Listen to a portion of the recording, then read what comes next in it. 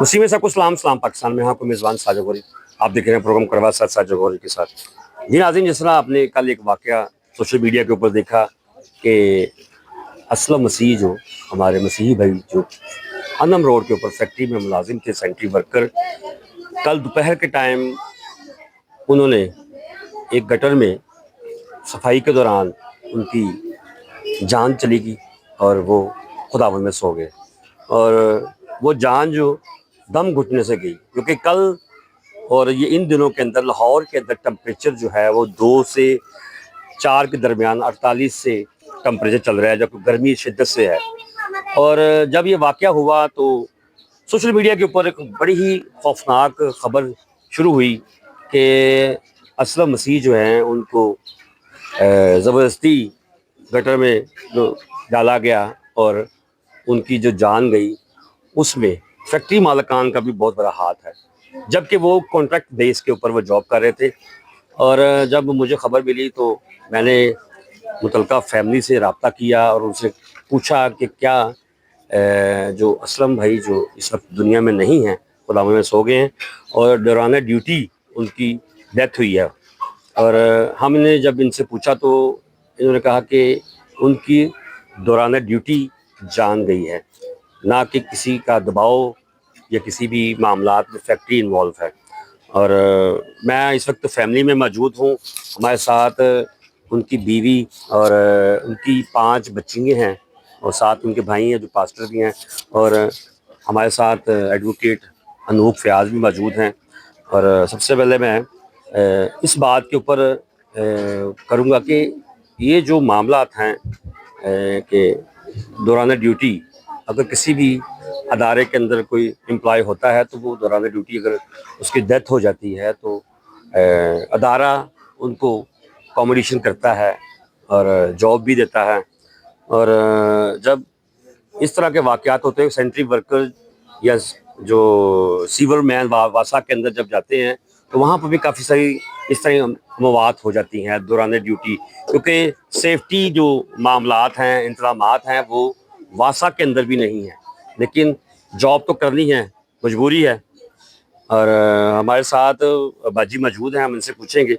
जी बाजी, ये बताइएगा कि जो सोशल मीडिया के ऊपर बात चल रही है कि फैक्ट्री मालिकान ने खुद कहा कि इसको इससे ड्यूटी करवाएं या ऐसे कोई मामलात हैं, आप क्या कहती हैं? नहीं, उन्होंने नहीं बोला, वो जो उनके सुपरवाइजर है ना, उन्होंने बोला था। ठीक है। तो वो कह रहे थे ये ड्यूटी करने, तो असलम ने बोला मैंने नहीं करनी। ठीक है। तो उसने बोला तूने करनी है, तो फिर वो अंदर गए तो उसकी डेथ हो गई है। ठीक है। और उसके दौरान जो कहा जा रहा था कि 2 बंदे और भी थे। हाँ जी, वो गए हैं तो उनकी बेहोश हो गए हैं, उनको वो पकड़ने गए हैं, वो भी ड्यूटी कर रहे थे। अच्छा, वो भी साथ उनके अंदर ही जा रहे थे। हाँ जी। ठीक है। तो वो गए, उन्होंने जाते दम दे दिया। ठीक है। तो ये फैक्ट्री में कितनी देर से वहाँ पर जॉब कर रहे थे? 5-6 महीने हुए हैं उनको। अच्छा, अभी शुरू हुए थे हाँ जॉब जी। की? ठीक है। तो बाजी के असलम भाई तो इस वक्त दुनिया में नहीं है और ये बड़ा अफसोसनाक वाक़या है कि 5 बेटियां भी हैं आपकी। तो फैक्ट्री मालिकान ने कोई कॉम्बिनेशन की है आपके साथ कुछ? उन्होंने कहा कि आपको सपोर्ट मिलेगी बेटा, आप परेशान ना होए। ठीक है। जो भी हेल्प होगी हम करेंगे। और जी भाई साहब, ये इस तरह की कोई बात हुई है? जी जी, जब उनसे बात की गई है तो उन्होंने कहा है कि जब बच्चियां बड़ी होंगी, 18 साल की होंगी, उनकी शादियां होंगी तो हम सपोर्ट करेंगे शादियों में। और जॉब की बात जो सुनने में आ रही है, बाजी के साथ जॉब करने का उन्होंने वादा किया है कि बाजी जॉब वहाँ पे करेगी तो जो एक वर्कर की सैलरी होती है वो हम इसे देंगे। जहाँ पे 8 घंटे ड्यूटी होती है, बाजी वहाँ पर 6 घंटे ड्यूटी करेगी और साथ अपने बच्चों की यानी बेटियों की भी जो है वो देखभाल करेगी और जॉब भी करेगी। अच्छा, तो बाजी को वो सेंट्री वर्कर की जॉब देंगे कुछ ऐसे अंदर हेल्पर के सूरत में? ये तो नहीं पता कि वो कौन सी देंगे जॉब, लेकिन अगर बात करना चाहें तो फैक्ट्री मालिकान को ये आप कह सकते हैं कि इनको कोई अंदर हेल्पर जो होती हैं धागे काटने के लिए दूसरे मामलात में। उन्होंने कहा कि लेडीज के लिए जो बेहतर जॉब होगी वो हम देंगे। ठीक है। जी जी। अच्छा, जब ये वाकया हुआ है तो फैक्ट्री मालिकान भी यहाँ मौजूद थे जनाजे के साथ, जब सुपुर्दे का किया आपने? नहीं, फैक्ट्री मालिकान नहीं थे, उनका मैनेजर था। ठीक है, उनके मैनेजर। ठीक है। वो उनके बिहार पे यहाँ पे आए थे? जी जी, उनके बिहार पे कब्रिस्तान में भी हमारे साथ थे। ठीक है। और वो यहाँ पे भी आए हैं। ठीक है। और थाना में भी हमारे साथ थे जब हमने डेड बॉडी वहाँ से ली है। ठीक है। हॉस्पिटल से, तब भी हमारे साथ थे। ठीक है जी। कानूनी जो मामलात हैं उसके लिए हनूक भाई ने बड़ी हेल्प की है इनकी, और हम इनसे पूछेंगे। हनूक भाई, वो मैंने बयान हल्फिया भी देखा है कि जिसमें ये बाजी के बयानात हैं कि हम तो कानूनी कार्रवाई नहीं करना चाहते। आप क्या समझते हैं कि ये इसमें ज्यादती तो नहीं कहीं हो रही फैक्ट्री वालों के इनके साथ? पहली बात तो ये है कि जो वर्शन है इनका, जो इनका स्टेटमेंट है, ठीक है। सबसे पहले इन्होंने कोई एक एप्लीकेशन जो है ना वो मुतलका थाना में मूव की, ठीक है। और वेट कर रहे थे कि उसकी जो है वो एफआईआर जो है वो कट जाए। ठीक है। अब जब सुबह हुई तो सुबह हम थाने में गए और फैक्ट्री का जो जीएम है वो भी वहाँ पर मौजूद था। ठीक है। और जो मदैया है, जिसकी मदैयत में ये एप्लीकेशन दी, जो मरने वाले की बीवी है वो भी साथ थी।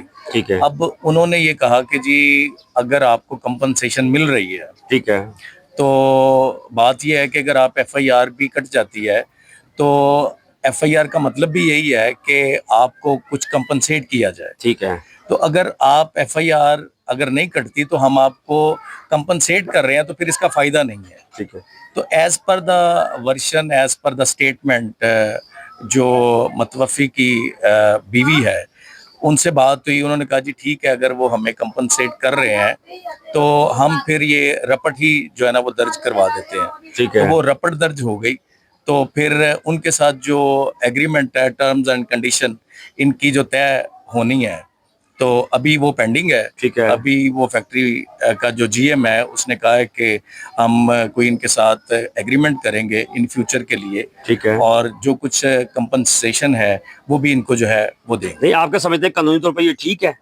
देखें, ये तो डिपेंड करता है इनके ऊपर। ठीक है। अगर ये बेसिकली तो एक्सीडेंटल वाकया है, ठीक है। हादसा है, और कानून में सेक्शन 174 है, ठीक है। सीआरपीसी, वो ये डील करता है। उसमें काज ऑफ डेथ का जिक्र किया जाता है कि नंबर 1, अगर कोई बंदा सुसाइड कर लेता है, ये भी एक ग्राउंड है, या कोई सेकंड पर्सन उसको मार देता है, या कोई जानवर उस पर हमला करता है, या बंदा खुद सुसाइड कर लेता है, या इसके अंदर कोई एक्सीडेंटल ऐसा काम के दौरान वाकया पेश आता है जिससे उसकी मौत हो जाती है। तो ये सेक्शन 174 जो है सीआरपीसी डील करता है कानूनी नुक्ता नज़र से। तो अगर ये एफआईआर की तरफ जाते हैं तो ये 322 सेक्शन जो है कत्ले बेसबब, वो जो है लागू होता है इसके ऊपर। ठीक है। अच्छा, देखा जाए तो जिस तरह सरकारी महकमे हैं, जैसा वासा है, बाबडा है, जो उन्होंने ड्यूटी, जब सीवरमैन भी इस तरह दम तोड़ जाते हैं, बाबडा के दफ्तर वाले भी तारें ठीक कर रहे होते हैं, तो उनको भी कंपनसेशन मिल जाती है जॉब की शक्ल में। तो क्या आप समझते हैं कि फैक्ट्री मालकान उसी तरह से ये काम कर रहे हैं, कंपनसेशन दे रहे हैं इनको? बेसिकली तो 2 तरह के एम्प्लॉय होते हैं। ठीक है। एक होता है कॉन्ट्रैक्ट के ऊपर, और सेकंड होता है जो परमानेंट एम्प्लॉय है। ठीक है। तो लेबर लॉ जो इसको डील करता है उसके अकॉर्डिंग कोई भी कंपनी है, कोई भी गवर्नमेंट का है, चाहे वो प्राइवेट अदारा है, तो वो उसके अकॉर्डिंग, लॉ के अकॉर्डिंग उन्होंने चलना है। ठीक है। लॉ से बाहर नहीं जाएंगे वो। तो ये basically as per the version of Madaiya, उसने यही कहा है कि जी 3-4 माह हो गए हैं, और ये कॉन्ट्रैक्ट बेस के ऊपर है। लेकिन जो जीएम से बात हुई है उसने यही अश्योर करवाया है कि हम कम से कम इनको 1 मिलियन 10 लाख रुपया जो है कंपनसेट करते हैं। और सेकेंडली फिर हम ये ऑफर करेंगे कि इनको जॉब भी दे देंगे, जो भी गवर्नमेंट की सैलरी के अकॉर्डिंग है वो इनको देंगे। या कल को इनकी बच्चियों की अगर शादी होती है तो देन अगर ये जॉब वहाँ पर करते हैं तो इनकी बच्चियों को भी कंपनसेट किया जाएगा। तो ये कुछ बातें उनके साथ हमारी चल रही हैं। तो अभी वो अभी सफ़ा मिसल पर नहीं आई, उसका कोई एग्रीमेंट नहीं लिखा गया। यानी कि जो नज़र आ रहा सोशल मीडिया के ऊपर के फैक्ट्री इन्वॉल्व है, तो उसमें तो नज़र नहीं आ रहा जो आप बता रहे हैं, जो ये भी बता रहे हैं कानूनी तौर पर वो कंपनसेट भी कर रहे हैं। इसका मतलब है कि फैक्ट्री तो इन्वॉल्व नहीं है, वो तो ऑन ड्यूटी जो है उनकी डेथ हुई है। देखिए, वो फैक्ट्री वाले तो खुद तो ये नहीं चाहेंगे कि कोई बंदा, ये तो रियलिटी है जो मैं बात कर रहा हूँ, कि किसी को मारा जाए। अगर डायरेक्टली कोई पर्सन किसी को हर्ट करता है या मारता है तो जाहिर सी बात है कि उसके ऊपर लॉ इम्प्लीमेंट होगा। तो ये तो जो को वर्कर हैं इसके, उनके अकॉर्डिंग जो इनके पास इंफॉर्मेशन आई है, एज पर हम तक पहुंची है, तो हमें भी यही पता चला है कि ये एक एक्सीडेंटल जो है मौत है। जी नाज़रीन, जैसे आपने सारी गुफ्तगू सुनी है, अनूप भाई भी बता रहे हैं और बाजी भी जो उनकी बीवी हैं और उनके भाई भी, तो मेरा ख्याल है कि ऐसे वाक़यात जब होते हैं तो मैंने भी कुछ रिपोर्ट्स बनाई हैं व्हाट्सएप के ऊपर कि हिफाजती इंतज़ामात नहीं थे। जब सीवर मैन गटर के अंदर गए तो दम घुटने से मौत हो गई। तो उस वक्त जब असलम भाई भी इस तरह जॉब के लिए अपने लिए काम के लिए अंदर जा रहे थे गटर के अंदर, तो उस वक्त टेम्परेचर जो था बाहर का वो कुछ तकरीबन 48 से 49 था, 49, यानी कि इतना टेम्परेचर होने के बावजूद जब वो अंदर गए तो अंदर भी टेम्परेचर। तो दौरान ड्यूटी जो जहाँ बहक हुए हैं, तो इसमें इनकी बातों से तो यही लग रहा है कि फैक्ट्री इन्वॉल्विंग है, क्योंकि फैक्ट्री के जो मालिकान तो नहीं है लेकिन उनके व्यापक जो जीएम हैं वो साथ साथ रहे हैं, यहाँ पर भी आए हैं, आज भी सुपुर्द खाक किया गया है इनकी डेड बॉडी को, तो वो भी यहाँ पर मौजूद थे और इनके भी बातों से यही लग रहा है, थाने में भी वो साथ थे इनके।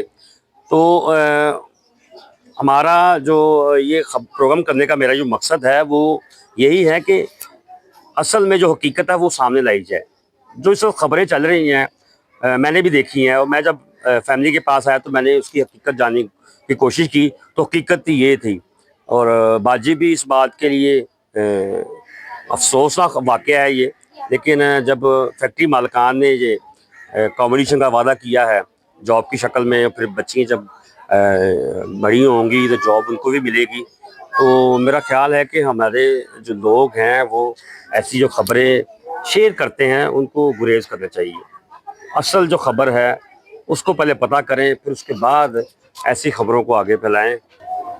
मेरा यही था प्रोग्राम करने का मकसद, ताकि आप तक हकीकत पहुंच सके। फिर मिलेंगे नए टॉपिक के साथ, मुझे और कैमरामैन को इजाज़त दीजिए। खुदा।